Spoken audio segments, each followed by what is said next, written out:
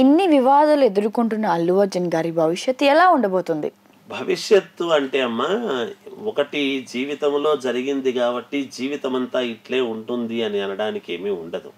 గొప్ప నటుడు నటన చేస్తాడు, మళ్ళీ సినిమాలు ఏవో ముందుకు వస్తాయి చేస్తాయి, కానీ కొంత మళ్ళీ ఆ దశ రావటానికైతే కొంత సమయం పడుతుంది అనేటువంటిది అయితే ఉంటుంది.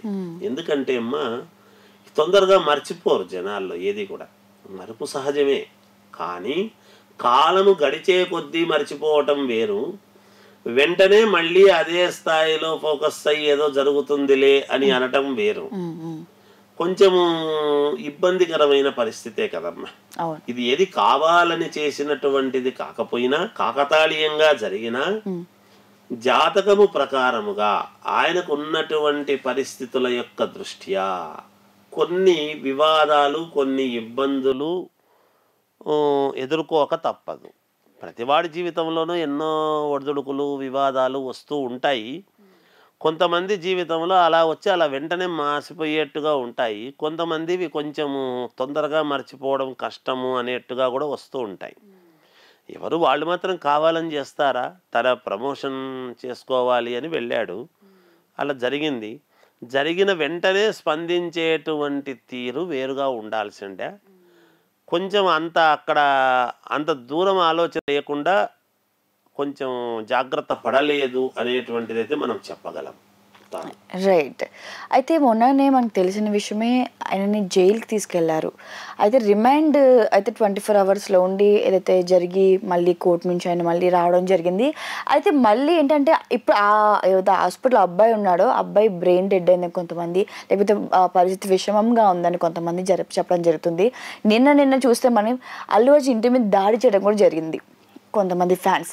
అయితే మళ్ళీ ఈయన ఈ వివాదం ఇంకా దీనికి ఫుల్ స్టాప్ రాకుండా కొనసాగించే అవకాశాలు ఏమైనా ఉన్నాయా? మళ్ళీ జైలుకి వెళ్ళే అవకాశాలు ఏమైనా కనిపిస్తున్నాయా?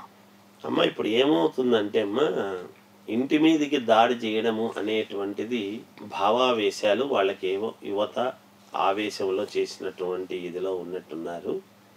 ఎవరైనా ఇండ్ల మీదకి దాడి చేయడం అనేటువంటిది అది కరెక్ట్ కాదు. ఇంటి మీదకి పోయి దాడి చేస్తే వచ్చేదేముంది? ఇప్పుడు ఇల్లు మొత్తం నేలమట్టం చేసినా ఏమొస్తుంది? ఇప్పుడు చనిపోయిన ఆమె రేవతి అయితే తిరిగి రాదు ఒకటి. అయితే దానివల్ల ఏముంటుంది? దానికి అదే సమాధానం కాదు కదా. అయితే జరిగింది పొరపాటు, అది వేరు సంగతి. కాకపోతే ఇక్కడ మీరంటున్నట్టుగా ఏమిటి అంటే, ఎలా ఉండబోతుంది, భవిష్యత్తు ఏమిటి అనేటువంటిదే కదా. ఇంకా మళ్ళీ వెళతారా ఏమిటి సంగతి, ఎందుకు ఏమేనని. జైలుకు వెళతారా చేస్తారా అంటే, ఇక్కడ చట్టసభ అనేటువంటిది, ఒక చట్టసభలలో సీఎం గారు ప్రకటిస్తున్నారు ఒక ఇది అని అన్నప్పుడు, ఏదైనా సీఎం ఈజ్ ద సీఎం రాష్ట్రానికి, అందులోనూ చట్టసభలు చేసేటువంటి అసెంబ్లీలో మాట్లాడుతున్నప్పుడు ఏది ప్రామాణికం లేకుండా మాట్లాడరు అనేటువంటిది మొదట గ్రహించాలి. అంతే కదా. సీఎం స్థాయిలో ఏదంటే అది మాట్లాడరు కదా. అయితే వెంటనే అల్లు అర్జున్ గారు దానికి ఏదో కౌంటర్ ఇవ్వాలి నేను అనేటువంటి భావనతో ఆ ప్రెస్ మీట్ పెట్టడం అనేటువంటిది కొంచెం తప్పేమో. కొద్ది రోజులు ఆగి ఉండి జాగ్రత్తగా చేసుంటే బాగుండేది. అది ఆయన అల్లు అర్జున్ గారు కాకుండా ఇంకెవరైనా, ఆయన అరవింద్ గారు ఎవరో ఒక మాట, అలా కాదండి, ఎవరు కావాలని చేయలేదు, ఏదో పొరపాటు జరిగి ఉండొచ్చు, కానీ మాకు ఆ అభిప్రాయం ఎప్పుడూ లేదు, మాకు ప్రజలు దేవుళ్ళు అని ఒక మాట. అయితే దీనికి మేము బాధపడుతూ ఉన్నామని వదిలేసింటే అయిపోతుంది. పోలీసులు రాలేదు, చేయలేదు, చెందలేదు అని ఇవన్నీ ఎక్కువ ఒకదానికోటి భావావేశాల్లో మాట్లాడితే ఏమవుతుందంటే అమ్మా, ఇదిగో మేము వచ్చాము అని వాళ్ళు, ఇది ఎక్కడికి పోతుంది అంటే, ఖచ్చితముగా మీరు దోషులు, ఉన్నది ఉన్నట్టు మేము చెబుతున్నాం తెలియజెప్పాల్సినటువంటి అవసరం సమాజానికి అన్ని తెలిసిపోయాయి కదా. ఇప్పుడు అది అనకపోయి ఉంటే ఇది తెలిసేది కాదు. ఇప్పుడు మనం ఎప్పుడైతే ఒకటి అంటామో వాళ్ళు 2 అంటారు, వాళ్ళు 2 అన్నారని మళ్ళీ మనం ఒకటి ఏదేదంటే ఇంకో 4 అంటారు. ఆ ఎవిడెన్సులు లేకుండా మాట్లాడతారు ప్రభుత్వంలో అని అనుకోకూడదు మనం. ఏదైనా మన వైపు నుంచి ఈయన ప్రత్యక్షంగా కాకపోయినా పరోక్షంగా ఈయన అక్కడికి వెళ్ళిన దానికి కదా తొక్కిసలాట జరిగింది. తొక్కిసలాట ఎందుకు జరిగింది? ఆయన వచ్చారు. మరి మనం ఏం చెప్తున్నాము? కర్త కారయిత చేయవ ప్రేరకస్య అనుమోదక అని చెప్తున్నాం శాస్త్రంలో. అంటే దగ్గరుండేటువంటి వాడనే కాదు, నువ్వు దగ్గరుండి ప్రోత్సహించినావని కాదు, అక్కడికి పోయిన దాని వల్ల కదా కారణమైంది. ఎందువల్ల అనేది చూస్తారు కదా. ఒకడు ఒక హత్య చేసినా అంటే ఎందుకు చేశాడు, వాడు ఏ ఉద్రేకంలో ఉండి చేసినాడు, ఏ భావావేశంలో చేసినాడు అనేటువంటి దాని మీద కదా వెళుతుంది. మరి ఎందుకు జరిగింది ఇది అని అన్నప్పుడు మరి ఫలానా దానికి అనేది చెప్తున్నారు కదా. దానికి సంబంధించిన వీడియోలందరూ పోలీసు వ్యవస్థ అమ్మ. సమాజంలో నిజానికి పోలీసులు చేసేటువంటి ఒక ఇది ఎవ్వరు చేయరమ్మా. వాళ్ళు ఇప్పుడు గణపతి పూజ చేసుకుందామన్నా, గణపతి నవరాత్రులు వచ్చినా, దసరా పండుగలు వచ్చినా, ఏది వచ్చినా ప్రతిదానికి వాళ్లకు మొన్నటిదాకా వీళ్లకు కూడా సినిమా వాళ్లకు కూడా ఏదైనా ఇబ్బందులు రాకుండా ఉండాలి చెయ్యాలి అంటే పోలీసు వ్యవస్థే కదమ్మా కాపాడాలి. ప్రతి పౌరుడు కొట్టములో చిన్న గుడిసెల్లో నివసించేటువంటి వాళ్ళ దగ్గర నుండి పెద్ద పెద్ద బంగళాల్లో నివసించేటువంటి వాళ్ళ వరకు కూడా రక్షణ ముఖ్యంగా పోలీసులే ఇస్తారు.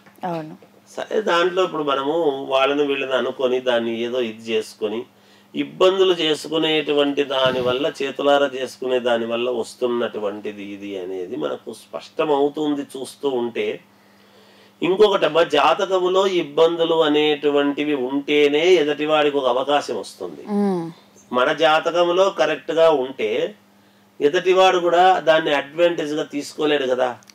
మనం ఇల్లు తాళం వేయకుండా మర్చిపోయి ఇంట్లో దొంగలు పడ్డారు అని అంటే, ఒక దొంగలు మనం తాళాలు వేసిపోతేనే దొంగతనం చేసే రోజులు.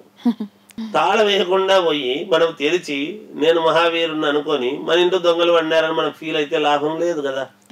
అలా ఉంటుంది ఇప్పుడు పరిస్థితి. ఎందుకంటే జరిగిన దానికి ఫుల్ స్టాప్ పెట్టాలి అన్నప్పుడు మనము మాట్లాడాల్సినటువంటి విధానము వేరు ఒకటి.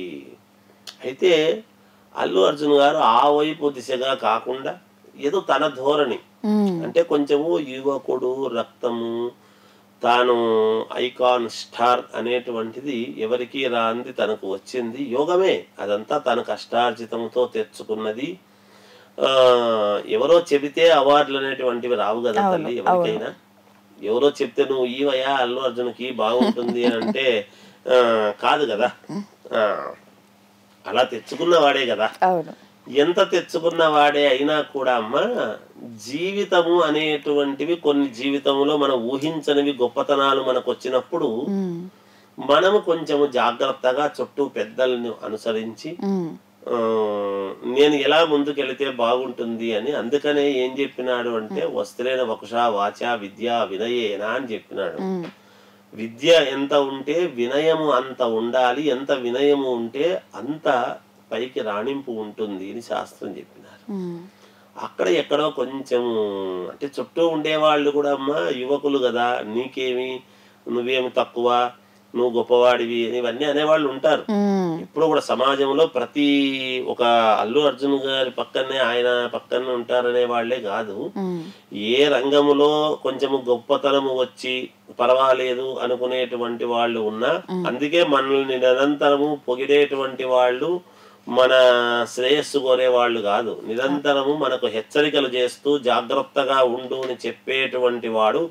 చేదు గుళికలు మన ఎదుగుదలకు పనికొస్తాయని అక్కినేని నాగేశ్వరరావు గారు ఒక ఇంటర్వ్యూలో చెప్పారు. అది శాస్త్రంలో ఉండేదే, ఆయన చెప్పారు. మరి అంత ఎదిగిన నాగేశ్వరరావు గారు అది చెప్పినారు అంటే, ఆనాడు ఎన్టీ రామారావు గారు కానీ నాగేశ్వరరావు గారు కానీ వాళ్ళు సమాజానికి ఒక అద్భుతమైనటువంటి మెసేజ్ ఇచ్చారు. బ్రతికి ఉన్నంత కాలం వాళ్ళు ఎక్కడ ఇటువంటివి తెచ్చుకోలేదు. అందుకే పెద్దలను చూసి మనం ఏం నేర్చుకుంటున్నాము అనేది కావాలి. ఆ రోజులు వేరు ఈ రోజులు వేరు అంటారు. ఏది రోజులు ఏం వేరే కాదమ్మా. రోజులు ఎప్పుడు 24 గంటలే సమయం అదే. మన నడవడికలలో మన పోకడలలో మార్పులు ఉంటాయి. 89 డాక్టర్స్ డే స్పెషల్ కుటుంబ సభ్యుల మెడిసిన్ పై 50% తగ్గింపు, డాక్టర్ కన్సల్టేషన్ ఉచితం, డైట్ మరియు ఎక్సర్సైజ్ చార్ట్, ఇమ్యూనిటీ బూస్టర్ మరియు ఫ్రీ కౌన్సిలింగ్, అన్ని రకాల అనారోగ్య సమస్యలకు 89 తో పరిష్కారం.